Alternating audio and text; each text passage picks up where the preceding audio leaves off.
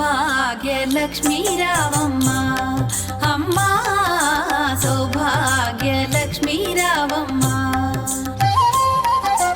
సౌభాగ్య లక్ష్మీ రావమ్మ అమ్మా సౌభాగ్య లక్ష్మీ రావమ్మ.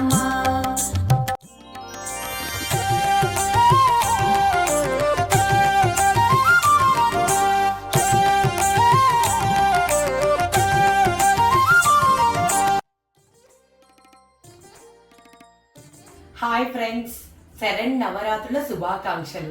ఇప్పుడు ఇంకా నవరాత్రులు వచ్చేస్తా ఉంది. అందరూ చాలా చాలా బిజీగా ఉంటారు. ఏ రంగు చీర కట్టుకోవాలి, ఏ ప్రసాదం చేయాలి అనేవన్నీ వేసి చాలా బిజీగా ఉంటారు. లాస్ట్ ఇయర్ నేను అన్ని వీడియోస్లోనూ ఏ రంగు చీర కట్టాలి, ఏ దేవిని కొలవాలి, ఏ మంత్రం చదవాలి అన్నీనే ఆల్రెడీ అప్లోడ్ చేసేస్తున్నాను. ఈసారి నేను డిఫరెంట్గా ఉంటుందనేసి నవరాత్రులకి దీప విశిష్టత అని చెప్పి కాన్సెప్ట్ తీసుకొనేసి దీపం గురించి నేను మీకు చెప్పదలుచుకుంటున్నానండి. దీపం అంటే వెలుగు, వెలుగు అంటే జ్ఞానం. చీకట్లో కూడా దారి చూపేది వెలుగు. అంటే వెలుగు అంటే జ్ఞానం. ఈ జ్ఞానం అనేది మనకు విద్య చదివితేనే కదండి జ్ఞానం వస్తుంది. అప్పుడు మనం దీపానికి మనం పూజ చేయాలి. ఇది అన్ని విషయం. ఇప్పుడు ఈ దీపం ఎలా పెట్టుకోవాలి ఏంటి అనేసి నేను చెప్తున్నాను. ఒక బట్టతో తుడిచి అష్టదళ పాద పద్మ ముగ్గండి. ఇది పిండితో పెట్టాలి. పచ్చి పిండి ఉంది కదా, అంటే బియ్య పిండితో పెట్టాలి. ఎందుకు బియ్య పిండితో పెట్టాలి?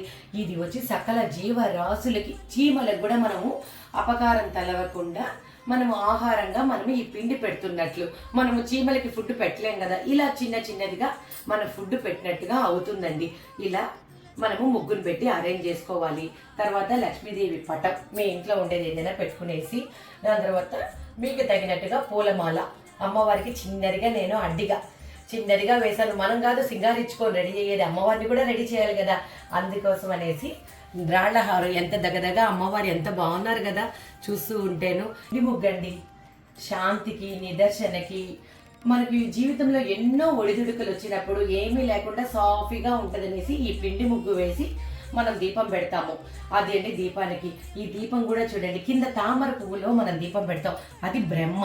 ఇక్కడ వచ్చి స్తంభం అంటే కాండం విష్ణు. తర్వాత నెయ్యి వేసి వంచుతాం కదా, దీపం పెడతాం కదా, అది వచ్చి శివుడు. ఈ బ్రహ్మ, విష్ణు, శివుడు అంటే ముగ్గురు త్రిమూర్తులు ఉన్నట్లే కదా దీపము. అందుకనే ఇలాగా మనం దీపం పెట్టుకుంటాము. ఇప్పుడు ఈ దీపానికి 5 ముక్కులు ఉన్నాయి కదండి. 5 ముక్కులు ఎందుకంటే ఒక స్త్రీమూర్తికి 5 రకాల గుణాలు ఉంటాయి. ఓర్పు, ఔన్నత్యం, ప్రేమ, ఓర్మి, క్షమ. అందుకనేసి ఈ 5 గుణాలు ఒక స్త్రీమూర్తికి ఉంటాయి.